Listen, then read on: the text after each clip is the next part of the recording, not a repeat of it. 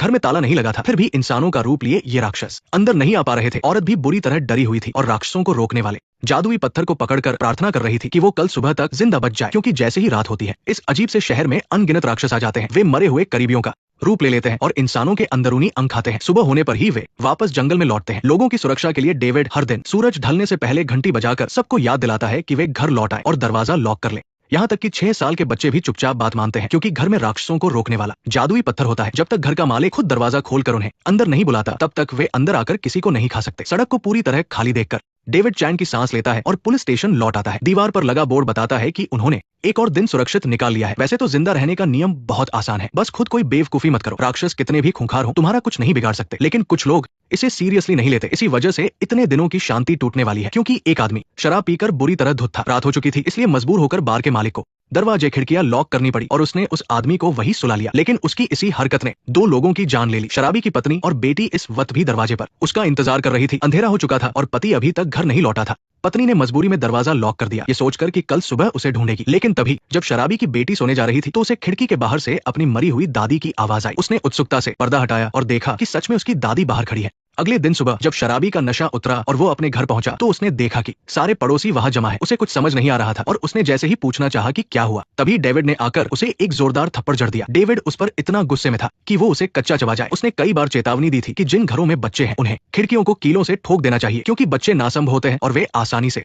इन राक्षसों के झांसे में आ सकते हैं। लेकिन उस आदमी ने एक नहीं सुनी और रात भर शराब पीता रहा। उसकी पत्नी और बेटी दोनों का पेट फाड़ दिया गया था और उनकी बड़ी दर्दनाक मौत हुई थी। अब वो आदमी पछतावे के आंसू बहा रहा था, लेकिन अब इसका कोई फायदा नहीं था। डेविड के इतना गुस्सा होने की वजह सिर्फ ये नहीं थी कि उसकी वजह से उसकी पत्नी और बेटी की जान गई, बल्कि उसने दूसरों को भी खतरे में डाल दिया था। क्योंकि शहर का नियम है कि जैसे ही यहाँ किसी की मौत होती है, कोई नया इंसान इस शहर में आ फंसता है और एक बार कोई अंदर आ जाए तो वो कभी बाहर नहीं जा सकता। लेकिन ये बड़ी बात नहीं है। असली मुसीबत तो ये है कि राक्षसों की कहानी बहुत अजीब है, इसलिए नए लोग आसानी से यकीन नहीं करते और किसी की बात भी नहीं सुनते। वे रात में दरवाजा न खोलने के नियम को नहीं मानते। इससे बड़ा खतरा पैदा हो सकता है और शहर के बाकी लोग भी मारे जा सकते हैं। और वही हुआ। अगले दिन ट्रिप पर निकला एक परिवार अपनी आरवी गाड़ी से आ रहा था। उन्हें रास्ते में एक गिरा हुआ पेड़ मिला। ये पेड़ और इसके चारों तरफ मंडरा रहे कि वे ही इस शहर का बुलावा है और अंदर आने का रास्ता भी। आदमी ने तुरंत गाड़ी मोड़ी और वापस जाने लगा, लेकिन थोड़ी ही देर में वे उस शहर में पहुंच गए। जैसे ही वे अंदर आए, गाड़ी में बैठे लड़के को सबसे पहले कुछ गड़बड़ महसूस हुई। इतनी जल्दी नए लोगों को आते देखकर शहर के सारे लोग घबरा गए। डेविड ने तुरंत सबको इशारा किया कि कोई उनसे बात न करे और खुद आगे बढ़कर उनसे पूछताछ करने लगा। फिर उसने शहर से बाहर जाने का रास्ता दिखा दिया। उस वक्त उस आदमी को कुछ भी अजीब नहीं लगा, लेकिन जब वो पूरब की तरफ से शहर से बाहर निकला और वापस पश्चिम वाले चौराहे पर पहुंच गया तो उसका दिमाग घूम गया। वो नहीं माना और उसने कई बार गाड़ी चलाई।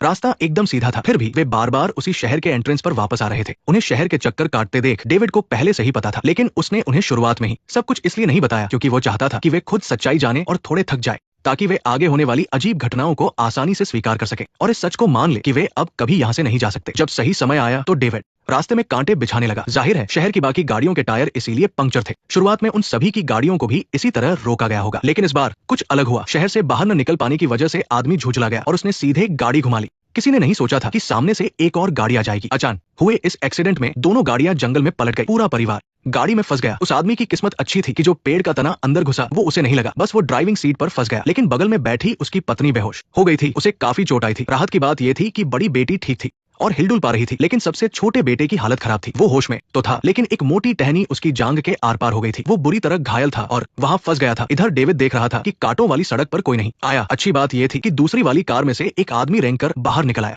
और उसने उन्हें एक्सीडेंट के बारे में बता दिया। ये सुनते ही डेविड के होश उड़ गए। आपको बता दें कि इस शहर में आज तक एक साथ 2 नई गाड़ियां कभी नहीं आई थी, लेकिन अब अंधेरा होने वाला था। उसने तुरंत अपने असिस्टेंट बेन को शहर वापस भेजा ताकि वो लोगों को मदद के लिए बुला सके और वो खुद आगे बढ़ गया। जब वो मौके पर पहुंचा तो उसने कार के अंदर एक और आदमी को देखा, लेकिन ऐसा लग रहा था कि ये भाई साहब नशे में धुत है। डेविड ने उसे हथकड़ी लगाई और दूसरी गाड़ी चेक करने चला गया, लेकिन जैसे ही उसने उसे देखा उसके पसीने छूट गए। शुक्र है कोई मरा नहीं था और जल्दी ही 3 लोगों को सुरक्षित बाहर निकाल लिया गया। सिर्फ छोटा बेटा गाड़ी में फंसा था। बेन भी मदद लेकर पहुंच गया, लेकिन बच्चे की जांघ के आर पार टहनी फंसी थी। अगर उसे जबरदस्ती निकालते तो खून बहने की वजह से वो कुछ ही मिनटों में दम तोड़ देता। उनके साथ आए डॉक्टर ने कहा कि उसका इलाज गाड़ी के अंदर ही करना होगा, लेकिन अब अंधेरा होने में सिर्फ 15 मिनट बचे थे और इलाज में कम से कम 1 घंटा लगता। मजबूरी में डेविड ने फैसला किया कि वह और डॉक्टर दोनों रात भर वही रुकेंगे और बाकी लोग घायलों को लेकर वापस शहर लौट जाए। लेकिन लड़के का पिता अपने बेटे को छोड़ना नहीं चाहता था, इसलिए उसने भी वही रुकने को कहा। लेकिन शहर का रिकॉर्ड है कि रात में घर के बाहर कोई भी जिंदा नहीं बचता। डेविड भी इस बात को लेकर बहुत घबराया हुआ था। आसमान तेजी से काला हो रहा था। अब उसकी आखिरी उम्मीद वही जादुई पत्थर था जो वो निकलते वक्त अपने साथ लाया था। वो प्रार्थना कर रहा था कि गाड़ी के बंद केबिन में भी ये पत्थर घर जैसा असर दिखाए। जल्दी ही डेविड ने वो पत्थर गाड़ी के अंदर टांग दिया। आदमी को ये सब बहुत अजीब लगा, लेकिन डेविड ने उसे कुछ नहीं समझाया क्योंकि बताने का कोई फायदा नहीं था। वो यकीन ही नहीं करता। डेविड ने गाड़ी के सारे छेदों को बंद किया और आदमी को चेतावनी दी कि रात में चाहे जो भी सुनाई दे या दिखाई दे, गलती से भी उस पत्थर को छूना मत और दरवाजा बिल्कुल मत खोलना। तभी उन्हें बाहर से अजीब और खौफनाक आवाजें सुनाई देने लगी। जब डेविड ने खिड़की से बाहर देखा तो उसे इंसानी खाल पहने हुए राक्षस पास आते दिखाई दिए। राक्षसों की भीड़ को बढ़ता देखकर डेविड के भी रोंगटे खड़े हो गए। इस वक्त वो सिर्फ यही दुआ कर रहा था कि गाड़ी का ये बंद केबिन और वो जादुई पत्थर अपना काम कर दे। और यही फ्रॉम सीरीज के पहले एपिसोड की कहानी खत्म होती है। अब तक की कहानी से हमें कुछ बातें साफ समझ आ जाती है। पहली की, जो लोग इस शहर में आते हैं वे वापस नहीं जा सकते। आप कहीं भी गाड़ी चला ले, वापस यही पहुंचेंगे। और दूसरी बात, रात में घर से बाहर नहीं निकलना है। जादुई पत्थर वाले घर में छिपकर और दरवाजे बंद रखकर ही इन राक्षसों से बचा जा सकता है। अगर आप खुद दरवाजा खोलते हैं तो इसका मतलब है कि आप उन्हें अंदर बुला रहे हैं। इसके बाद पत्थर का जादू खत्म हो जाएगा और पूरा गांव उनका शिकार बन जाएगा। तो चलिए मिलते हैं अगले एपिसोड में। गाड़ी बुरी तरह पलटकर चकनाचूर हो चुकी थी, लेकिन डेविड वहां से एक कदम भी हिलने की हिम्मत नहीं कर रहा था क्योंकि बाहर हर तरफ इंसानी खाल पहने हुए राक्षस खड़े थे। रात होते ही वे जंगल से बाहर आ जाते हैं और इंसानों के अंदरूनी अंग निकालकर खा जाते हैं। डेविड पहली बार रात में घर से बाहर था और उसकी आखिरी उम्मीद वही राक्षसों को दूर रखने वाला जादुई पत्थर था। वो बस दुआ कर रहा था कि कार का बंद दरवाजा घर की तरह काम करे और राक्षसों को अंदर आने से रोक ले। लेकिन तभी गाड़ी के बाहर से किसी की पुकारने की आवाज आई। डेविड को अच्छे से पता था कि ये राक्षसों का दिमाग भटकाने का खेल है, लेकिन इस शहर में पहली बार आया जिम घबरा गया। उसे लगा कि रेस्क्यू टीम उनकी मदद के लिए आई है। डेविड के मना करने के बावजूद वो दरवाजा खोलने लगा। शुक्र है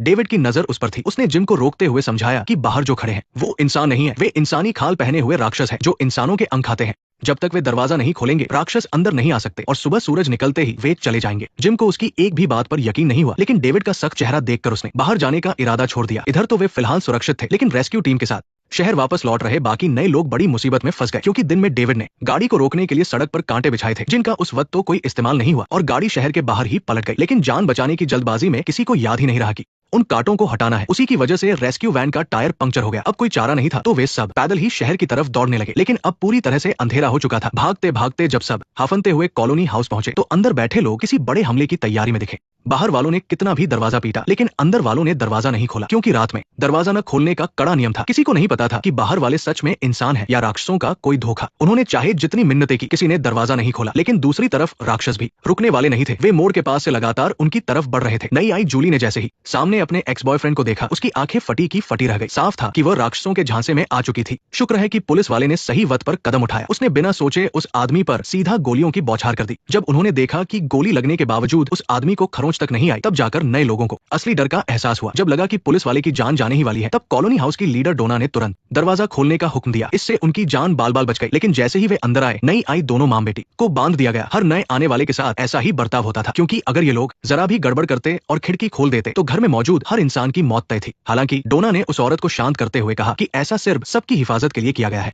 और वैसे भी उनकी किस्मत अच्छी थी क्योंकि कई बार तो ऐसा होता है कि आधी रात को इस शहर में फंसने वाले लोगों को कुछ समझ ही नहीं आता और वे सीधे राक्षसों का शिकार बन जाते हैं। ये लोग तो खुशकिस्मत थे कि दिन में आए और शहर वालों ने इनकी मदद की, लेकिन वो औरत ये सब सुनकर और भी घबरा गई क्योंकि उसका पति और छोटा बेटा अभी भी आरवी में फंसे थे। इसी बीच आरवी के बाहर से बुलाने की आवाजें लगातार आ रही थी। राक्षस हर तरह से गाड़ी के अंदर बैठे लोगों को लुभाने की कोशिश कर रहे थे। कुछ तो गाड़ी की छत पर भी चढ़ गए थे। डेविड ने उन्हें समझाते हुए कहा कि डरो मत, जब तक ये जादुई पत्थर हमारे पास है राक्षस अंदर नहीं आ सकते। उन्हें बस शांत रहना होगा ताकि वे राक्षसों की बातों में न आए। और सच में थोड़ी ही देर में ऐसा लगा जैसे राक्षसों ने हार मान ली है और बाहर अचानक सन्नाटा छा गया। लेकिन भले ही वे चले गए हों, जब तक सुबह न हो डेविड बिल्कुल भी ढील नहीं देना चाहता था। उसे लगा कि रात शांति से कट जाएगी, लेकिन तभी आधी रात को जिम अचानक उठा और उत्सुकता में उस जादुई पत्थर को निकाल लिया। डेविड ने उसे रोकने की कोशिश की, लेकिन बहुत देर हो चुकी थी। शुक्र है कि ये सिर्फ एक डरावना सपना था जिसने मेरी तो जान ही निकाल दी थी। इस तरह डेविड ने पहली बार रात के समय घर के बाहर सुरक्षित रहकर रात गुजारी। अब वो शहर के नियमों को और भी बेहतर तरीके से समझने लगा था। इसी बीच रेस्क्यू टीम भी वहां पहुंच गई। पुलिस वालों को सुरक्षित देखकर सबने चैन की सांस ली। नए लोगों के आने की वजह से अब उन्हें रहने के लिए नई जगह का इंतजाम करना था। अभी उनके पास दो ऑप्शन थे। पहला उसी कॉलोनी हाउस में रहना जिसकी हेड डोना थी,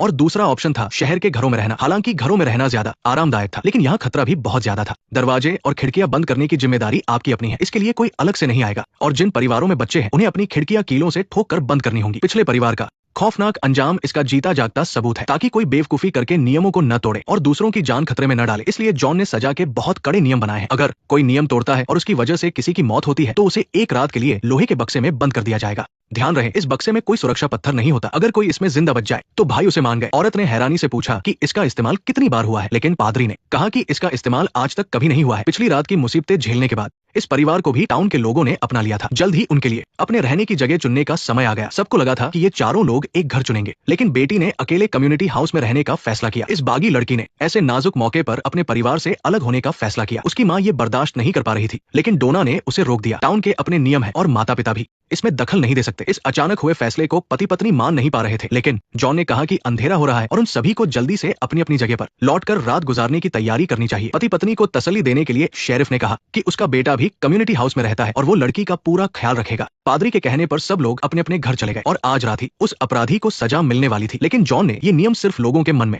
डर पैदा करने के लिए बनाया था, ताकि सब अपनी और दूसरों की जान सुरक्षित रखें। उसने कभी इसका इस्तेमाल करने की नहीं सोची थी और अब वो एक बहुत बड़ी दुविधा में फंस गया था। इतनी बेरहम बात पादरी के मुंह से सुनकर जॉन थोड़ा हैरान रह गया था, लेकिन उसे पता था कि यही सही है, वरना आगे कोई भी नियम नहीं मानेगा और न जाने कितने लोगों की जान दूसरों की गलती की वजह से चली जाएगी। ये सब सोचकर जॉन उस आदमी को लोहे के बक्से तक ले गया। उस आदमी के पैर डर से कांप रहे थे। जॉन ने बाहर से 2 ताले और लगा दिए। अब वो सिर्फ यही दुआ कर सकता था कि उस आदमी की किस्मत अच्छी हो और कोई मॉन्स्टर उसे न देखे। लेकिन दरवाजा बंद होने के साथ ही उस अपराधी की मौत भी आज रात के लिए तय हो गई थी। इस कहानी को देखकर हमें ये समझ आता है कि भले ही वो लोग टाउन से बाहर नहीं जा सकते और रात में आदमखोर मॉन्स्टर घूमते हैं, फिर भी उन्होंने एक तरीका निकाल लिया है। कुछ लोगों को लग सकता है कि जॉन बहुत बेरहम है, लेकिन ये जो नियम है इन्हें सबने मिलकर ही माना है। जॉन सिर्फ उन्हें लागू करने वाला है। ऐसा कह सकते हैं कि जॉन और डोना जैसे मजबूत लोगों की वजह से ही ये टाउन पहले की तरह सुरक्षित रह पाया है। इसलिए यहाँ कोई भी ऐसी चीज जो खतरा बन सकती है उसे हमेशा के लिए खत्म कर दिया जाता है। ये दुनिया का अंत तो नहीं है, लेकिन उससे भी कहीं ज्यादा डरावना है। यहाँ दिखाई गई जरा सी भी फालतू हमदर्दी खुद की और अपनों की जान ले सकती है। ठीक है, अगले एपिसोड में फिर मिलेंगे। मॉन्स्टर हर रात मरी हुई दादी का भेष बनाकर फर्स्ट फ्लोर की खिड़की पर आते थे ताकि लड़की दरवाजा खोल दे, क्योंकि घर के अंदर सुरक्षा पत्थर था। बिना बुलाए कोई मॉन्स्टर अंदर नहीं आ सकता था। बच्ची बहुत चालाक थी, उसने पहली नजर में ही सच भांप लिया था, लेकिन मॉन्स्टर ने उसे अपनी बातों में ऐसा उलझाया कि उसने अपनी माँ की डांट अनसुनी कर दी और खिड़की खोल दी। अंदर बुलावे का फायदा उठाकर मॉन्स्टर सीधे अंदर घुस गया और माँ बेटी को बुरी तरह चीर-फाड़ डाला। टाउन में इतने दिनों से किसी की मौत न होने का वो शानदार रिकॉर्ड भी टूट गया था। वहीं उसका पिता शराब के नशे में धुत होकर पब में ही सो रहा था। अगले दिन जब नशा उतरा और वो घर लौटा तो अपनी पत्नी और बेटी की ऐसी खौफनाक लाशें देखकर उसके होश उड़ गए। उसने नियम के मुताबिक बच्चों के कमरे की खिड़की नहीं ठोक रखी थी, जिससे दूसरों की जान गई। इसी टाउन के सख्त नियम के चलते जॉन ने सारे लोगों को इकट्ठा किया और सजा के तौर पर उसे लोहे के बक्से में बंद कर दिया। रात होने के साथ ही उस आदमी का डर अपने चरम पर पहुंच गया, लेकिन उस बक्से में कोई सुरक्षा पत्थर नहीं था। वो चाहे जितना डरे बस एक कोने में दुबक कर बैठ सकता था और यही बड़बड़ा सकता था कि मुझे कोई नहीं देख रहा, मुझे कोई नहीं देख रहा। लेकिन किस्मत ने उसका साथ नहीं दिया। मॉन्स्टर आ चुके थे और धीरे धीरे लोहे के बक्से की तरफ इकट्ठा हो रहे थे। इस समय वो आदमी बलि के बकरे जैसा था, जो बस आंखें बंद करके अपनी मौत का इंतजार कर रहा था। जब जॉन उस बक्से के पास पहुंचा तो सब कुछ तहस नहस हो चुका था। मॉन्स्टर्स ने उस आदमी के टुकड़े टुकड़े करके उसे खा लिया था। बस खून और हड्डियां बची थी। भले ही जॉन ने अनगिनत लाशें देखी थी, लेकिन इस खौफनाक मंजर को देखकर उसका भी चेहरा पीला पड़ गया था। और टाउन में शांति का वो रिकॉर्ड टूटने के बाद से एक के बाद एक अजीबोगरीब घटनाएं होने लगी थी, क्योंकि इस भयानक टाउन में सिर्फ आ सकते हैं, बाहर नहीं जा सकते। इसलिए सारा जब 2 साल से यहाँ फंसी हुई थी तो उसकी दिमागी हालत थोड़ी खराब हो गई थी। उस एक्सीडेंट के बाद जो पहला आदमी टाउन में लाया गया था उसे देखकर सारा बहुत खुश लग रही थी, लेकिन जब उस आदमी को पता चला कि वो यहाँ से कभी बाहर नहीं जा पाएगा तो उसके चेहरे पर डर और पछतावा साफ दिखने लगा। सारा को डर था कि कहीं छटटाने से उसके घाव न खुल जाए, इसलिए वो प्यार से उसे शांत करने के लिए आगे बढ़ी। ये मानना पड़ेगा कि सारा स्क्रीन पर बैठे लोगों का ध्यान खींचना जानती है। वो आदमी जल्दी ही शांत हो गया, लेकिन तभी सारा के कानों में एक शैतानी फुसफुसाहट सुनाई दी और सब कुछ बदल गया। इससे पहले कि वो आदमी कुछ समझ पाता, उसने सीधा अपने हाथ में पकड़े पेचकश को उसके जबड़े में घुसा दिया। लेकिन जल्दी ही सारा के चेहरे के वो भयानक भाव गायब हो गए और उनकी जगह एक गहरे पछतावे ने ले ली। रात होने के साथ ही पूरा खून बह जाने की वजह से उस आदमी की भी जान निकल चुकी थी। इस समय सारा एक कोने में बैठकर बुरी तरह डरी हुई थी, लेकिन तभी उसके दिमाग में फिर से वही आवाज गूंजी जिसने उसे ऐसा नाटक करने को कहा कि उस आदमी को मॉन्स्टर ने मारा है। सारा मना करना चाहती थी, लेकिन बक्से में मारे गए उस अपराधी का ख्याल आते ही उसने खुद को बचाने के लिए लालच में दरवाजा खोल दिया। कहानी को और भी असली दिखाने के लिए वो सीधे उस आदमी की लाश के पास गई और पेचकश निकाल लिया। फिर उसने दराज से एक सर्जिकल ब्लेड लिया और वापस बिस्तर के पास लौटकर सीधे उस आदमी के जबड़े को काटकर अलग कर दिया। अगले ही पल ड्यूटी पर तैनात नर्स पट्टियां बदलने के लिए वहां आई, लेकिन उस आदमी की खून से लथपथ लाश देखकर वो बुरी तरह डर गई और भागने ही वाली थी कि खुले दरवाजे से मॉन्स्टर अंदर घुस चुके थे। अगले दिन जब बेन अपने पिता से मिलने क्लिनिक आया तो उसने देखा कि क्लिनिक का दरवाजा खुला है और वो सुरक्षा पत्थर भी जमीन पर पड़ा है। कुछ गड़बड़ भांपकर वो तुरंत बेसमेंट की तरफ भागा और जैसा उसने सोचा था वो नर्स भी मॉन्स्टर का शिकार बन चुकी थी और उसके वो पिता जो यहाँ इलाज करवा रहे थे उनकी मौत तो और भी दर्दनाक थी। बेन अपने पिता की कटिफ्टी लाश को सीने से लगाकर फूट फूट कर रोने लगा। इसके बाद वो खून से लथपथ हालत में ही जंगल में आया और अपना दर्द और गुस्सा पेड़ काट कर निकालने लगा। खबर मिलते ही उसे दिलासा देने के लिए लोग आए। तब जाकर बेन थोड़ा शांत हुआ। उसे लग रहा था कि ये सब कोई इत्तेफाक नहीं है, क्योंकि भले ही यहाँ पहले भी लोगों की मौत हुई है, लेकिन टाउन में कभी एक साथ 2 नई गाड़ियां नहीं आई थी। इन नए 6 लोगों ने पक्के तौर फिक्स पर कोई संतुलन बिगाड़ दिया था। पहले यहाँ कुल 3 पुराने लोग मरे थे, जिससे गिनती सही नहीं बैठ रही थी, लेकिन कल रात 3 और लोगों की मौत के बाद ये रहस्यमयी गिनती फिर से बराबर हो गई थी। बेन को शक था कि इसके पीछे जरूर कोई ऐसी ताकत है जो ये सब कंट्रोल कर रही है। ये सुनकर शेरिफ भी सोच में पड़ गया कि अब आगे क्या किया जाए। जब वो उदास होकर पुलिस स्टेशन लौटा तो गेट पर बनी उस चीज को देखकर उसे ये सब एक मजाक जैसा लगा, इसलिए उसने तुरंत उसे मिटा दिया और इस सब की असली जिम्मेदार बाथरूम में अपने शरीर से खून के धब्बे धो रही थी। लेकिन तभी उसका भाई अचानक वहां आ गया और उसने उसका राज पकड़ लिया। सारा समझ गई थी कि अब कुछ छुपाया नहीं जा सकता, इसलिए उसने अपने अकेले सहारे भाई को गले लगा लिया और मदद की गुहार लगाई। भाई के पूछने पर ही उसे पता चला कि मॉन्स्टर ने सारा से वादा किया था कि अगर वो उनका कहा मानेगी तो वो उसे यहाँ से बाहर निकलने का रास्ता बताएंगे। लेकिन जैसी कहावत है, शैतान की बातों पर कौन भरोसा करता है, और ये पागल लड़की उनकी बातों में आ गई। हालांकि भाई सारा की इस हरकत को सही नहीं मान रहा था, लेकिन अब बात इतनी बिगड़ चुकी थी कि उसे ये सब छिपाना ही पड़ा। अगले दिन टाउन के लोग मरने वालों को अंतिम विदाई दे रहे थे कि तभी एक जोरदार हंसी की आवाज ने उन्हें रोक दिया। जॉन को बहुत गुस्सा आया, लेकिन वो दाढ़ी वाला आदमी उससे भी ज्यादा भड़का हुआ था, क्योंकि उसे पक्का यकीन था कि ये सारे लोग बस उसके दोस्त के बुलाए हुए एक्टर हैं जो उसके साथ प्रैंक कर रहे हैं। और उसका दोस्त जब से इस टाउन में आया था कहीं दिखाई नहीं दिया, जिससे उसका ये शक और भी पक्का हो गया था। ये वही आदमी था जो एक्सीडेंट वाली कार में बहुत ज्यादा नशे में धुत था। नशे की भारी डोज की वजह से उसे अभी अभी होश आया था, लेकिन उसका दोस्त कहीं छिपा नहीं था बल्कि मारा जा चुका था। बेन जानता था कि नए लोगों को यहाँ की सच्चाई मानने में थोड़ा वक्त लगता है, इसलिए उसने दाढ़ी वाले पर गुस्सा करने के बजाय उसे वहां से दूर ले जाकर प्यार से सब कुछ समझाया। उसने बताया कि एक बार इस टाउन में आ जाओ तो बाहर नहीं जा सकते, और यहाँ रात में मॉन्स्टर शिकार करने निकलते हैं। बेन को लगा कि शायद वो थोड़ी बात समझ जाएगा, लेकिन उल्टा ये सब सुनकर दाढ़ी वाला आदमी और भी ज्यादा एक्साइटेड हो गया। उसे लगा कि उसके दोस्त ने बहुत कमाल के एक्टर्स हायर किए हैं, इसलिए उसने तुरंत इस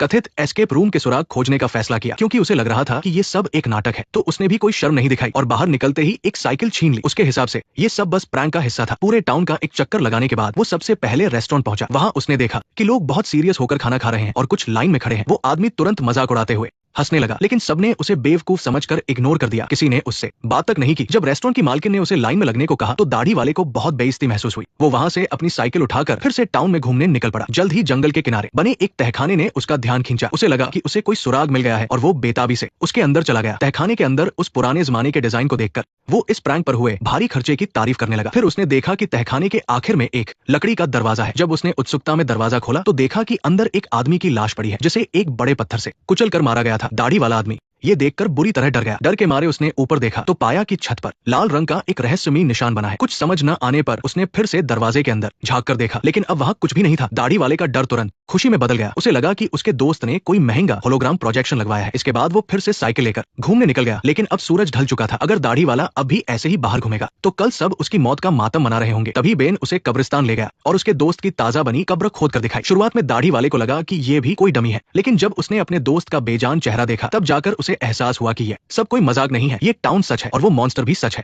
इन सब घटनाओं से हम आसानी से समझ सकते हैं कि इस टाउन में रात को मॉन्स्टर निकलने की वजह से बाहर न जा पाने के अलावा भी कई रहस्यमयी बातें हैं। अंधेरे में छिपे मॉन्स्टर दिन के उजाले में भी लोगों के दिमाग से खेल सकते हैं। ये साफ है कि ये पूरा टाउन उनके शिकार करने की जगह है, उनका प्लेग्राउंड है। शायद इंसानों को जिंदा रहने की जद्दोजहद करते हुए देखना और फिर उन्हें तड़पा तड़पा कर मारना ही उन मॉन्स्टर का सबसे बड़ा मजा है। या फिर शायद ये लोग इसलिए जिंदा है क्योंकि वो मॉन्स्टर अभी इन्हें मारना नहीं चाहते। ठीक है, अगले एपिसोड में मिलते हैं। उस आदमी ने दहशत के साथ देखा कि जो पत्थर उसने पेड़ के छेद में फेंका था वो आसमान से वापस नीचे आ गिरा। उसने डॉक्टर को बताया कि ये पेड़ का छेद आपको टाउन में कहीं भी टेलीपोर्ट कर सकता है। अगर किस्मत अच्छी रही तो आप आसमान से नीचे गिरेंगे, और अगर किस्मत खराब रही तो सीधे किसी सीमेंट की दीवार के अंदर टेलीपोर्ट होकर जिंदा ही दम तोड़ देंगे। वो दोनों जंगल में इसलिए आए थे क्योंकि जब से ये लड़का इस टाउन में आया था तब से एक सफेद कपड़े पहने हुए लड़का रोज उसकी खिड़की के बाहर खड़ा रहता था। वो लड़का कुछ बोलता नहीं था, बस उसे घूरता रहता था। और सबसे अजीब बात तो ये थी कि डॉक्टर के माता पिता उस लड़के को नहीं देख पाते थे, लेकिन सिर्फ इसलिए क्योंकि डॉक्टर ने उस लड़के को देख लिया था। उन छिपे हुए मॉन्स्टर्स की नजर उस पर पड़ गई थी और उन्होंने सारा को ये आदेश दे दिया था कि वो इस मासूम लड़के को जान से मार दे। इसी बीच कम्युनिटी हाउस के पास खड़े सभी लोग लगातार गड्ढा खोदते हुए उस आदमी को हैरानी से देख रहे थे। नया पाउडर तैयार करो विक्टर। उसकी ये बात सुनकर डोना हैरान रह गई। क्या अब शहर में कोई और मरने वाला है या फिर एक साथ कई लोग? तभी सीन बदलता है और खुश होता हुआ विक्टर उस छोटे लड़के ईथन के पास पहुंच जाता है। हालांकि वे दोनों पहले कभी नहीं मिले थे, फिर भी उनके बीच एक अजीब सा कनेक्शन था क्योंकि दोनों को ही वो सफेद कपड़ों वाला लड़का दिखाई देता था। दरअसल विक्टर भी ईथन की ही तरह छोटी उम्र में इस शहर में आया था। उस जमाने में घरों को सुरक्षित रखने वाले तावीज नहीं हुआ करते थे। रात होते ही शहर के लोग राक्षसों के सामने निहत्थे शिकार बन जाते थे। वो तो उस सफेद कपड़ों वाले लड़के की मदद थी जिससे विक्टर की जान बच गई। अब ईथन ने भी फिर से उस छोटे लड़के को देखा है तो शायद कोई बहुत बड़ी घटना होने वाली है, इसलिए दोनों तुरंत जंगल में जाकर उससे सब कुछ पूछने का फैसला करते हैं। जल्द ही उन्हें जंगल में वो छोटा लड़का दोबारा दिखाई देता है, लेकिन पलक झपकते ही वो गायब हो जाता है। विक्टर को लगता है कि वो शायद पेड़ के खोखले तने में छिप गया है, इसलिए वो एक पत्थर उठाता है, उस पर एक स्माइली फेस बनाता है और उसे पेड़ के अंदर फेंक देता है। तभी शुरुआत वाला सीन घटित होता है। ईथन को लगा था कि ये इस शापित जगह का कोई भ्रम है, क्योंकि आखिर गाड़ी सीधे चलाने पर भी वो बार बार लौटकर इसी शहर में ही आ जाती है। लेकिन विक्टर बताता है कि ये पेड़ पिछले कई दशकों में यहाँ कभी नहीं दिखा। ये पेड़ तब से नजर आना शुरू हुआ जब ईथन का परिवार यहाँ आया, और सफेद कपड़ों वाले लड़के का उन्हें यहाँ लाने का कोई न कोई मकसद तो है। जब वे दोनों उलझन में थे, तभी अचानक विक्टर के सिर में तेज दर्द होता है और उसे किसी भारी खतरे का एहसास होने लगता है, जैसे कोई उन्हें घूर रहा हो। वो घबराकर तुरंत वहाँ से निकल जाता है। इसी बीच रेस्टोरेंट में सारा के हाथ की त्वचा अजीब तरह से सिकुड़ने और हिलने लगती है, और फिर उसके हाथ पर ईथन को मार डालो लिखा हुआ उभर आता है। सारा कुछ समझ पाती उससे पहले ही उसे दौरे पड़ने लगते हैं और वो बेहोश होकर जमीन पर गिर जाती है। दूसरी तरफ जिम और उसकी पत्नी देखते हैं कि उनका बेटा गायब है। जंगल के किनारे ईथन की छड़ी देखकर वो समझ जाते हैं कि उनका बेटा जंगल में गया है, इसलिए वो तुरंत उसे ढूंढने निकल पड़ते हैं। लेकिन जंगल में उनका सामना कुछ खूंखार कुत्तों से हो जाता है। इस दुनिया से कटी हुई इस शापित जगह में ये कुत्ते कहाँ से आ गए? इससे पहले कि कुत्तों का झुंड उन पर हमला करता, अचानक एक धमाके की आवाज से सारे कुत्ते डरकर भाग जाते हैं। दरअसल वहाँ विक्टर ईथन को लेकर आ गया था। अपने बेटे को सुरक्षित देखकर पति पत्नी ने राहत की सांस ली, लेकिन उन्हें नहीं पता था कि एक और बड़ा खतरा चुपचाप उनके बेटे की तरफ बढ़ रहा है। घर लौटने के बाद आराम करने के बजाय नए लोगों की तरह वो दोनों भी इस शहर से बाहर निकलने का रास्ता सोचने लगते हैं। वो अपने सारे सवालों को दीवार पर लिख देते हैं, लेकिन फिर भी उन्हें कोई सुराग नहीं मिलता कि आखिर उन्हें ही क्यों चुना गया और इस शहर में क्यों लाया गया। काफी सोचने के बाद पत्नी अचानक दीवार पर एक लाइन लिखती है, जिसे देखकर जिम के रोंगटे खड़े हो जाते हैं, क्योंकि ये सब इतनी जल्दी और इतने अजीब तरीके से हो रहा था कि पति पत्नी अभी तक सपने और हकीकत में फर्क नहीं कर पा रहे थे। दूसरी तरफ सारा को होश आ जाता है। वो बहुत डरी हुई थी, क्योंकि इस बार उसे एक मासूम छोटे लड़के की जान लेनी थी। वो ईथन को अपने साथ हुए हादसे के बारे में कुछ नहीं बताती, बल्कि उससे एक सवाल पूछती है कि अगर कोई एक बुरा काम करने से सबको इस शहर से बाहर निकलने का रास्ता मिल जाए तो क्या वो ऐसा करेगा। ईथन को लगता है कि वो ऐसे ही पूछ रही है, इसलिए वो तुरंत हाँ कर देता है। कहने वाले ने तो बिना सोचे कह दिया, लेकिन सुनने वाली ने उसे दिल पर ले लिया। सारा सीधा सर्जिकल ब्लेड लेकर ईथन के घर पहुंच जाती है। उसे पूरा यकीन है कि वो जो कर रही है सबकी भलाई के लिए है, कि बस ईथन को मारने के बाद वो सब इस शहर से आजाद हो जाएंगे। वो बहाने से फार्म हाउस और जानवरों का बाड़ा दिखाने के लिए ईथन को अपने साथ ले जाती है। खुशकिस्मती से ईथन की माँ को कुछ गड़बड़ लगती है और वो भी उनके पीछे आ जाती है। सामने उछल कूद करते गाय और भेड़ों को देखकर माँ को हैरानी होती है कि आखिर ये जानवर राक्षसों से कैसे बच पाते हैं। सारा को इसी मौके की तलाश थी। वो तुरंत उसे अंदर एक खुफिया कमरे में ले जाती है और मौका मिलते ही उसे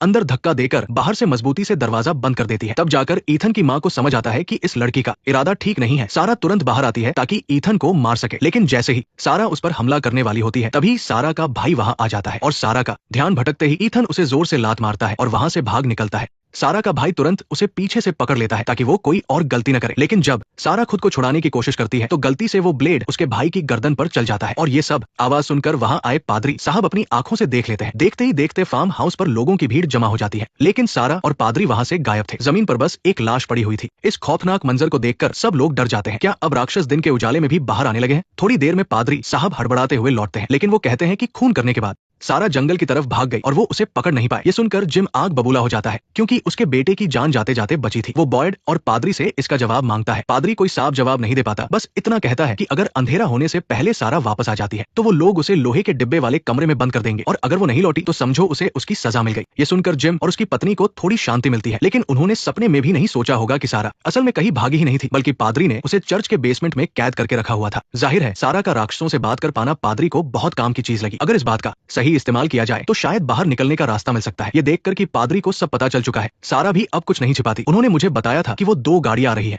मैं शहर के बाहर खड़ी थी, तब मैंने उन्हें देखा था। उन्होंने कहा था कि पहले जो हुआ था जब 2 गाड़ियां एक ही दिन में यहाँ आई थी और फिर सभी लोग मारे गए थे। सारा कहती है कि अगर वो उन राक्षसों की बात मान ले तो शहर के सारे लोग जिंदा बचकर निकल सकते हैं, लेकिन पादरी बहुत चालाक था। वो उसकी बातों पर इतनी आसानी से विश्वास करने वाला नहीं था जब तक कि वो कोई ठोस सबूत न दे दे। सारा कुछ बोलने ही वाली थी कि तभी वो दर्द से तड़पने लगती है और पादरी से कागज पेन मांगती है। वो मुझे आपको कुछ दिखाने के लिए कह रहे हैं। जल्दी ही सारा कुछ ड्रा करके तैयार कर देती है, लेकिन जब पादरी उस कागज पर बनी तस्वीर को देखता है तो उसे कुछ समझ नहीं आता कि इस सब का क्या मतलब है। पादरी उसे सुनते ही हैरान रह जाता है। दरअसल जिस दिन पादरी इस शहर में आया था उसी दिन से राक्षसों की उस पर नजर थी, या यूं कहें कि शहर का हर एक इंसान राक्षसों की नजरों के निशाने पर था। लेकिन इतनी पुरानी बात तो पादरी को भी ठीक से याद नहीं थी। वो तुरंत फावड़ा लेकर उस जगह पहुंचता है जहां उसने अपना बैग गाड़ा था। काफी खुदाई करने के बाद आखिरकार उसे अपना सालों पुराना छिपाया हुआ बैग मिल जाता है। उस बैग के अंदर एक खून से सने कपड़े थे। जाहिर है पादरी का भी कोई ऐसा राज था जो किसी को नहीं पता था, और उस शैतान ने जो डिजाइन बनवाया था वो बिल्कुल पादरी के बैग में रखे सामान जैसा ही था। इन सब बातों से ये साफ हो जाता है कि शहर के राक्षस हर पल लोगों पर नजर रखते हैं, यहाँ तक कि वो लोगों के दिमाग को भी कंट्रोल कर सकते हैं। और वो सफेद कपड़ों वाला लड़का शायद कुछ और ही है, कोई ऐसी ताकत जो शहर के लोगों की रक्षा करना चाहती है। शायद उसका सामने आना लोगों को राक्षसों से लड़ने का एक हथियार दे सकता है, लेकिन उसे उसे हर कोई नहीं देख सकता, इसलिए ईथन इस पूरे खेल में सबसे जरूरी मोहरा बन गया है और जाहिर है राक्षस उसे जिंदा नहीं छोड़ेंगे। जहाँ तक शहर के बाकी लोगों का सवाल है, शायद वो भी पादरी के खून से सने कपड़ों की तरह उतने शरीफ नहीं है जितने वो दिखते हैं। इस शापित शहर में फंसने वाले इन सभी लोगों में आखिर क्या कॉमन है, चलिए अगले एपिसोड में मिलते हैं। उस आदमी को मारने के बाद वो राक्षस फिर से इंसान के रूप में बदल जाता है, लेकिन उसने कॉलोनी के बाकी लोगों पर हमला करने में कोई जल्दबाजी नहीं दिखाई, बल्कि उसने मुड़कर दरवाजे और खिड़कियां खोल दी। बुलावा मिलते ही बाहर खड़े सारे राक्षस तुरंत घर के अंदर घुसने लगे और उस समय उस बड़े घर में रहने वाले सारे लोग एक शानदार पार्टी कर रहे थे। क्योंकि जूली ने यहाँ रहने का फैसला किया था, इसलिए डोना ने खास तौर पर जूली के स्वागत के लिए ये शानदार पार्टी रखी थी। राक्षसों के खौफ में जी रहे लोगों को भी जी भरकर पीने और एंजॉय करने का मौका मिल गया था। थोड़ी ही देर में सब नशे में धुत होकर जमीन पर लेट गए। उन्हें नहीं पता था कि उनकी मौत करीब आ चुकी है। दरअसल केविन की मृत पत्नी रोज रात को खिड़की के पास आकर उससे बातें किया करती थी और समय के साथ साथ वो आदमी पूरी तरह उसके वश में हो चुका था। नशे में होने की वजह से उसने अपना होश खो दिया और जब बाकी सब लोग गहरी नींद में थे तो उसने चुपचाप जाकर खिड़की खोल दी। उस वक्त पार्टी इतनी जोरों पर थी कि किसी को भी खतरे का एहसास तक नहीं हुआ। सिर्फ लूसी को वहां से गुजरते हुए एक अजीब सी हंसी सुनाई दी। वो उत्सुकता से आगे बढ़कर देखने गई, लेकिन तभी राक्षसों ने दरवाजा बंद कर दिया। जाहिर था कि वो बस अपने शिकार के जाल में फंसने का इंतजार कर रहे थे। पल भर में ही उन्होंने लूसी को बुरी तरह फाड़ डाला। इसी बीच नीचे पार्टी अभी भी चल रही थी। तभी अचानक खून की एक बूंद टॉम के ऊपर गिरती है। नशे में धुत टॉम जैसे ही गाली देने के लिए ऊपर देखता है तो उसे ऊपर एक खौफनाक नजारा दिखाई देता है। नशे में धुत लोगों का नशा पल भर में उतर जाता है। एलिस भी झटके से उठ जाता है। पूरे घर में अफरातफरी मच जाती है। सब लोगों का नशा उतर चुका था और सब अपनी जान बचाकर भागने लगे, लेकिन राक्षस बिना किसी जल्दबाजी के आराम से उनके पीछे पीछे आ रहे थे। मैरी को कुछ पता नहीं था। वो जैसे ही ऊपर जाने लगी उसने देखा कि राक्षस मुस्कुराते हुए सीढ़ियों से नीचे उतर रहे हैं। अटारी पर बैठे विक्टर और जूली को भी शोर सुनाई दिया। विक्टर को पहले ही इसका अंदेशा था, इसलिए वो तुरंत एक रस्सी निकालता है ताकि वो सीधा खिड़की से नीचे उतर सके। इसी बीच लोग रात को दरवाजा न खोलने का नियम भूल चुके थे। जो बच गए थे वो तुरंत गाड़ियों में बैठ गए और डोना उन्हें सुरक्षित घरों की तरफ ले गई। विक्टर और जूली भी रस्सी से नीचे जमीन पर आ चुके थे। जूली बाकी लोगों के साथ जाना चाहती थी, लेकिन तभी वो सफेद कपड़ों वाला लड़का जंगल के किनारे नजर आता है। विक्टर थोड़ा सोचता है और फिर उस लड़के पर भरोसा करने का फैसला करता है। वो जूली का हाथ पकड़कर लड़के के पीछे जंगल में भागने लगता है। वहीं दूसरी तरफ एलिस अपने कमरे में था, इसलिए उसे नीचे आने में थोड़ा वक्त लग गया। नीचे आते ही उसने जमीन पर बहुत सारा खून बिखरा हुआ देखा। ये लूसी की लाश थी जो दूसरी शिकार बनी थी। लूसी की खौफनाक मौत देखकर एलिस पूरी तरह टूट जाता है, लेकिन तब तक राक्षसों की नजर उस पर पड़ चुकी थी और वो दरवाजे पर खड़े थे। एलिस बुरी तरह घबरा जाता है। उसके पास कोई और रास्ता नहीं था, इसलिए वो खिड़की का कांच तोड़कर नीचे कूद जाता है, लेकिन इतनी कम ऊंचाई से कूदने के बावजूद उसके हाथ की हड्डी टूट जाती है। खुशकिस्मती से उसकी गर्लफ्रेंड मैरी उसे ढूंढने के लिए वहीं रुक गई थी। चारों तरफ राक्षसों से घिरे होने की वजह से उनका भागना नामुमकिन था। हारकर वो दोनों वापस घर के अंदर चले जाते हैं और आगे पीछे के दरवाजे बंद कर लेते हैं। मैरी तावीज को पकड़कर मन ही मन प्रार्थना करती है कि ये बंद कमरा उन्हें बचा ले, और सच में राक्षस घर के बाहर ही रुक जाते हैं। हालांकि वो लगातार बाहर से शोर मचा रहे थे, लेकिन शुक्र है कि वो अंदर नहीं आए। दूसरी तरफ विक्टर और जूली भी भागते हुए उसी पेड़ के पास पहुंच जाते हैं। राक्षसों से बचने के लिए विक्टर तुरंत जूली को उस पेड़ के खोखले तने के अंदर जाने को कहता है। तभी सीन बदलता है और जूली एक तहखाने में पहुंच जाती है और जाहिर है कि विक्टर उसके साथ नहीं था, बल्कि वो टेलीपोर्ट होकर किसी और जगह पहुंच गया था। दूसरी तरफ बॉयड भी पादरी के साथ बात कर रहा है कि वो कल सुबह जंगल में जाकर बाहर निकलने का रास्ता ढूंढना चाहता है। उसकी इतनी जल्दबाजी की वजह ये थी कि उसे पता चल गया था कि उसे पार्किंसंस बीमारी है। उसकी बीमारी बढ़ती जा रही थी और वो कभी भी कमजोर पड़कर गिर सकता था, इसलिए वो अपने बेटे और शहर के लोगों के लिए जल्द से जल्द बाहर निकलने का रास्ता खोजना चाहता था। आखिरकार उस वक्त सुरक्षा का तावीज भी उसी को जंगल में मिला था, जिसे वो लेकर वापस आया था। लेकिन पादरी इस बात से सहमत नहीं था। उसने बॉयड को सारा के बारे में सब कुछ बता दिया, क्योंकि सिर्फ वही एक थी जो राक्षसों से बात कर सकती थी। अगर उसका सही इस्तेमाल किया जाए तो शायद सब लोग इस शहर से बाहर निकलने का रास्ता खोज सकते हैं। बॉयड कुछ कह पाता उससे पहले ही बाहर से गाड़ियों के हॉर्न की आवाज सुनाई देती है। दोनों तुरंत बाहर भागकर देखने जाते हैं तो देखते हैं कि डोना कुछ लोगों को लेकर वहां आई है। ये साफ था कि कॉलोनी वाले घर में कुछ बहुत बुरा हुआ है, लेकिन मॉन्स्टर आसानी से हार मानने वाला नहीं था। पीछे रह गए पादरी को सीधा मॉन्स्टर के पंजों का वार झेलना पड़ा। हालांकि डेविड ने समय पर गोली चलाकर मॉन्स्टर को थोड़ा धीमा कर दिया था और पादरी को बचा लिया था, लेकिन उनका गला कट चुका था और कुछ ही देर में उन्होंने दम तोड़ दिया। बस एक ही रात में अनगिनत लोग मारे गए और घायल हुए, और विक्टर ने पहले से जो गड्ढे खोदे थे वो अब काम आ रहे थे। जॉर्ज जानता था कि ऐसे काम नहीं चलेगा, उसे जल्द से जल्द यहाँ से भागने का रास्ता खोजना होगा, वरना सब मारे जाएंगे। वो चर्च के बेसमेंट में गया और सारा को ढूंढा जिसे पादरी ने कैद कर रखा था। अब सिर्फ जंगल ही वो जगह थी जहाँ कोई नहीं गया था। मॉन्स्टर भी वहीं से आते थे। अगर बाहर निकलने का कोई रास्ता है तो वो यकीनन उसी जंगल में है। जॉर्ज सारा को अपने साथ ले जाना चाहता था। दूसरी तरफ कुछ दिन इस टाउन में बिताने के बाद सैम ने सच्चाई को मान लिया था, लेकिन वो अभी भी चाहता था कि बेन उसके साथ मिलकर इस जगह का सच पता लगाए। लेकिन तभी अचानक रेडियो से कुछ आवाज आने लगी। सैम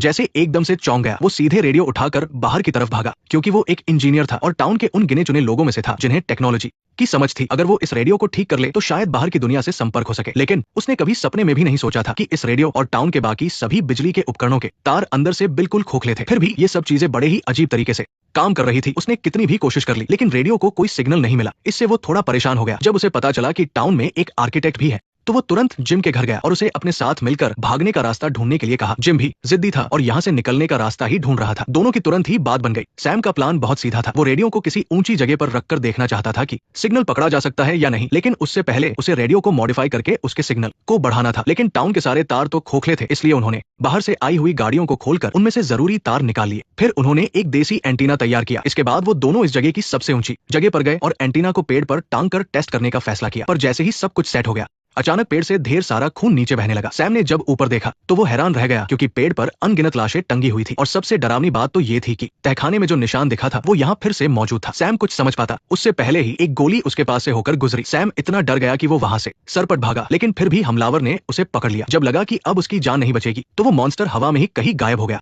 आसपास सब कुछ फिर से नॉर्मल हो गया। उसके शरीर से खून के निशान भी गायब हो गए। इस डरावने अनुभव के बाद सैम बिना टेस्ट पूरा किए ही वहां से भाग निकला। उसे नहीं पता था कि उसके जाने के कुछ ही देर बाद रेडियो में सिग्नल आ गया। भले ही वो बहुत कमजोर था, पर इससे ये साबित हो गया कि उसका आइडिया सही था। इधर बुरी तरह डरा हुआ सैम रेस्टोरेंट लौट आया और कागज पर लगातार वही निशान बनाने लगा। जब से ये चीज दिखी थी उसके साथ अजीबोगरीब घटनाएं हो रही थी और जैसे जैसे वो इसकी गहराई में जा रहा था चीजें और भी ज्यादा उलझती जा रही थी। लेकिन तभी बेन की मां ने सैम की ड्राइंग देखी और उन्हें लगा कि ये निशान कहीं देखा हुआ है। इसलिए वो तुरंत उस गोदाम में गई जहां पुराना सामान रखा जाता था। यहाँ उन लोगों की चीजें रखी थी जिन्हें मॉन्स्टर्स ने मार दिया था। उन्होंने उसमें से एक मोटी सी डायरी निकाली और उस पर वही निशान बना था जो सैम ने देखा था। आखिर इसका क्या मतलब है? कहानी आगे बढ़ती है और एक वेलकम पार्टी किसी की बेवकूफी की वजह से मॉन्स्टर्स के लिए एक कसाई खाना बन जाती है। कम्युनिटी हाउस बर्बाद हो जाता है और आधे से ज्यादा लोग मारे जाते हैं। पादरी को बहुत ही बेरमी से मार दिया जाता है। डेविड ने जो व्यवस्था बनाई थी वो पूरी तरह चरमरा गई। जूली विक्टर के साथ एक रहस्यमय पेड़ के गड्ढे में गई और बिछड़कर किसी अनजान जगह पहुंच गई। हर तरफ बस निराशा ही निराशा थी, लेकिन रेडियो के कनेक्ट होने से ऐसा लगा जैसे कोई नई उम्मीद जगी है। आगे की कहानी में उस पेड़ वाले गड्ढे का सच, वो खोखले तार और वो रहस्यमय निशान, क्या ये यहाँ से आजादी की चाबी है? डेविड का जंगल जाना सही फैसला था या मौत का बुलावा? ये सब धीरे धीरे सामने आएगा, तो बने रहिए हमारे साथ। ठीक है, मिलते हैं अगले एपिसोड में। उधर डेविड ने बेबस होकर अपना लाइटर जलाया, लेकिन उसके चारों तरफ सिर्फ चिकनी दीवारें थी और बाहर निकलने का रास्ता उससे कई मीटर की ऊंचाई पर था। वो पूरे एक दिन और एक रात तक मदद के लिए चिल्लाता रहा, पर किसी ने उसकी आवाज नहीं सुनी। उसने नंगे हाथों से ऊपर चढ़ने की कोशिश की, लेकिन दीवार बहुत चिकनी थी। जब वो पूरी तरह से हार मानने ही वाला था, तभी अचानक ऊपर से एक रस्सी नीचे लटकती हुई आई और उसके इस अजीब सी मुसीबत में पड़ने की वजह सिर्फ वो रहस्य में लाइट हाउस था। जब से मॉन्स्टर्स ने कम्युनिटी हाउस में लोगों का खून बहाया था, टाउन के आधे से ज्यादा लोग मारे जा चुके थे। पादरी की मौत के बाद डेविड को एहसास हुआ कि वो अब यूं ही छिपकर जिंदा नहीं रह सकता। इसलिए उसने तुरंत अपना सामान बांधा और सारा, जो राक्षसों से बात कर सकती थी, उसे लेकर जंगल की तरफ निकल पड़ा। क्योंकि बरसों पहले जब वो पहली बार गलती से इस टाउन में आया था तो वहाँ घरों की रक्षा करने वाले जादुई पत्थर जैसी कोई चीज नहीं थी। लोग रात में जिंदा बचेंगे या नहीं, ये सब सिर्फ किस्मत का खेल था। मॉन्स्टर से बचकर भागते हुए वो एक ऐसी गुफा में पहुंच गया था जो बेलों से ढकी थी और वही उसे वो जादुई पत्थर मिले जो मॉन्स्टर्स को अंदर आने से रोकते थे। उसी दिन से टाउन के लोग उसके लाए हुए पत्थरों के भरोसे अपनी जान बचा पा रहे थे। लेकिन मॉन्स्टर्स लोगों के दिमाग से खेलना बखूबी जानते थे और इंसान की फितरत भी कहाँ मजबूत होती है। जादुई पत्थरों के होते हुए भी लोग अक्सर नियम तोड़ देते थे और मॉन्स्टर्स मौका देखकर उन्हें मार देते थे। आजादी की सांस लेने के लिए यहाँ से बाहर निकलने का रास्ता ढूंढना ही होगा। लेकिन जंगल में उनकी पहली ही रात बहुत ही भयानक गुजरी। बाहर ऐसा लग रहा था जैसे कोई भारी भरकम चीज उनके टेंट को हिला रही हो। शायद जादुई पत्थर होने की वजह से ही किसी मॉन्स्टर ने टेंट को फाड़कर अंदर घुसने की कोशिश नहीं की। ना जाने कितनी देर बाद बाहर की वो हलचल धीरे धीरे शांत हो गई, लेकिन तभी एक बहुत ही तेज रोशनी सीधे उनके टेंट पर आ पड़ी। डर के मारे डेविड की सांस तक रुक गई थी। जब अगले दिन सुबह हुई तभी उसने बाहर झांकने की हिम्मत की, पर बाहर चारों तरफ मकड़ी के जाले ही जाले थे। ये तो साफ था कि उनका टेंट अब अपनी जगह पर नहीं था और ऐसा लग रहा था कि वो किसी अनजान मॉन्स्टर के इलाके में पहुंच गए हैं। इस बीच जिम और उसकी फैमिली अपने बेसमेंट में गड्ढा खोद रही थी। जूली भी वही थी। असल में जूली को तहखाने में टेलीपोर्ट होने के बाद बड़ी अजीब तरह से वापस जमीन पर भेज दिया गया था, क्योंकि जिम ने इससे पहले गलती से ये पता लगा लिया था कि टाउन के सभी उपकरणों के तार अंदर से खोखले थे। लेकिन फिर भी वो सब आराम से काम कर रहे थे। कुछ समझ न आने पर उन सभी ने फैसला किया कि वो इन तारों के सहारे गहराई तक खुदाई करेंगे ताकि ये जान सके कि आखिर नीचे है क्या। और सैम को जब जिम से ये पता चला कि पिछली बार रेडियो वाले एक्सपेरिमेंट में सच में सिग्नल आया था, तो उसने डोना के साथ मिलकर कम्युनिटी हाउस की छत पर एक एंटीना लगाने का फैसला किया, क्योंकि यही पूरे टाउन की सबसे ऊंची जगह थी। डोना को यहाँ से निकलने की एक उम्मीद दिखी तो उसने तुरंत सबको मदद के लिए बुला लिया। उन्हें क्या पता था कि उनका सामना इस पूरे खेल के सबसे बड़े खतरे से होने वाला है। उसी समय डेविड और सारा पिछली रात दिखी उस रोशनी के स्रोत की तलाश कर रहे थे, क्योंकि इतनी तेज रोशनी यकीनन किसी बहुत ही पावरफुल सर्चलाइट की वजह से ही आ सकती है। अगर वो उसे कंट्रोल करने वाले इंसान को ढूंढ ले तो शायद उन्हें टाउन से भागने में मदद मिल जाए। लेकिन कुछ ही देर में उसे एक ऐसी आवाज सुनाई दी जो बहुत जानी पहचानी थी, उसकी पत्नी की आवाज। न जाने कैसे वो मकड़ी के जालों में बुरी तरह जकड़ी हुई थी। डेविड ने जैसे ही ये देखा वो तुरंत उसे बचाने दौड़ा, पर कौन जानता था कि वो अचानक एक मॉन्स्टर में बदल जाएगी। डेविड डर के मारे तुरंत पीछे हट गया और तभी जमीन से अनगिनत मकड़ियां बाहर निकलने लगी। मकड़ियों का पूरा झुंड उसके ऊपर रेंगने लगा। गनीमत थी कि उसने समय पर अपनी जैकेट उतार फेंकी और सारी मकड़ियों को हटा दिया, पर फिर भी एक मकड़ी ने उसे काट ही लिया। बाद में उसे एहसास हुआ कि वो उसकी पत्नी नहीं हो सकती क्योंकि उसकी पत्नी मर चुकी थी। उसने खुद अपने हाथों से उसे मारा था। असल में जब डेविड की फैमिली गलती से इस टाउन में आई थी तो वो बाकी लोगों के साथ मिलकर यहाँ से निकलने का रास्ता ढूंढने में लगा रहता था। उसकी पत्नी मॉन्स्टर्स के सच को बर्दाश्त नहीं कर पाई और धीरे धीरे पागल सी हो गई। उसे लगने लगा कि सभी लोग बस एक बुरे सपने में फंसे हुए हैं। अगर वो उन सबको मार दे तो वो सब अपने आप आजाद हो जाएंगे। डेविड को भी उसी पल पता चला कि उसकी पत्नी इस हद तक बीमार हो चुकी है। अब उसे समझाना बहुत मुश्किल था। जैसे ही वो अपने बेटे पर हमला करने वाली थी, डेविड को आखिरकार ट्रिगर दबाना ही पड़ा। इसलिए वो चीज उसकी पत्नी नहीं हो सकती। वो दोनों आगे बढ़ते रहे और कुछ ही दूर जाने पर उन्हें एक पेड़ दिखा जिस पर बहुत सारी बोतलें टंगी थी। पर जंगल में तो कोई नहीं आता था, तो ये बोतलें यहाँ किसने टांगी? डेविड ने देखा कि उसके अंदर कुछ है। वो एक बोतल उतार कर देखना चाहता था, लेकिन तभी सारा के दिमाग में फिर से मॉन्स्टर्स की आवाज गूंजने लगी। उस आवाज ने कहा कि उन्हें यहाँ जंगल में नहीं आना चाहिए था क्योंकि यहाँ मॉन्स्टर से भी ज्यादा डरावनी कोई चीज मौजूद है। इतना ही नहीं, उस आवाज ने एक निकनेम लेकर पुकारा और वो निकनेम खुद डेविड का था। लेकिन इस नाम के बारे में उसके बेटे के अलावा सिर्फ उसकी मरी हुई पत्नी ही जानती थी। तो क्या सच में उसकी पत्नी अभी भी कहीं मौजूद है? ढेरों सवालों के साथ वो दोनों बस आगे बढ़कर सर्चलाइट की लोकेशन ढूंढते रहे और उधर टाउन में बड़ा सा एंटीना भी बनकर तैयार था। पर जैसे ही उसे खड़ा किया गया, दूर आसमान में काले बादल छाने लगे और वो बड़ी तेजी से टाउन की तरफ बढ़ रहे थे। उसी समय जंगल में डेविड और सारा ने सबसे पहले उस तूफान का सामना किया। काले आसमान के बीच से उन्होंने जल्द ही उस तेज रोशनी के सोर्स को खोज निकाला और वो रोशनी किसी और जगह से नहीं बल्कि एक लाइट हाउस से आ रही थी। दूसरी तरफ जिम ने भी तूफान के आने से पहले सिग्नल भेजने का फैसला किया। उसने कुछ कोशिशें की और आखिरकार कामयाब हो गया। पर दूसरी तरफ फोन पर जो इंसान था उसने जिम को कभी नहीं देखा था, फिर भी उसने सीधे जिम का नाम लेकर पुकारा। ये सुनकर जिम को लगा कि कुछ तो बहुत गड़बड़ है, इसलिए वो तुरंत बारिश में ही भागता हुआ अपने घर की तरफ निकल पड़ा। और उसकी पत्नी अभी भी गड्ढा खोदने में लगी थी, लेकिन अगले ही पल जमीन धंसने लगी और वो पूरी तरह से नीचे गिर गई। जब वो किसी तरह संभल कर खड़ी हुई तो उसने देखा कि वो खोखले तार बस यहीं पर आकर खत्म हो जाते हैं। उसी वक्त उसके पीछे से कोई आता हुआ दिखाई दिया। ये विक्टर था जो पहले जूली के साथ पेड़ के उस गड्ढे में गया था और अचानक गायब हो गया था और तब से दिखाई नहीं दिया था। जब जिम वहां पहुंचा तो उसने अपने घर में सिर्फ एक बहुत बड़ा गड्ढा देखा जो जमीन के अंदर तक जा रहा था और दूसरी तरफ मकड़ी के काटने की वजह से डेविड के शरीर में जहर फैल चुका था। ये देखकर कि उसकी हालत खराब हो रही है और अंधेरा भी होने वाला है, उसने सारा से कहा कि वो उसे यही छोड़ दे और लाइट हाउस वाली खबर वापस टाउन ले जाए। पर जाहिर सी बात है कि सारा उसे छोड़कर नहीं जाने वाली थी। और तभी वो सफेद कपड़ों वाला लड़का भी वहां आ गया और उसने उन्हें पेड़ के एक गड्ढे में छिपने का इशारा किया। ये देखते ही सारा तुरंत डेविड को लेकर अंदर चली गई। पर उन दोनों के साथ भी विक्टर और जूली वाला हादसा हुआ। वो दोनों अलग हो गए और डेविड टेलीपोर्ट होकर उसी कुएं में पहुंच गया जो हमने शुरुआत में देखा था। इसी बीच टाउन में एक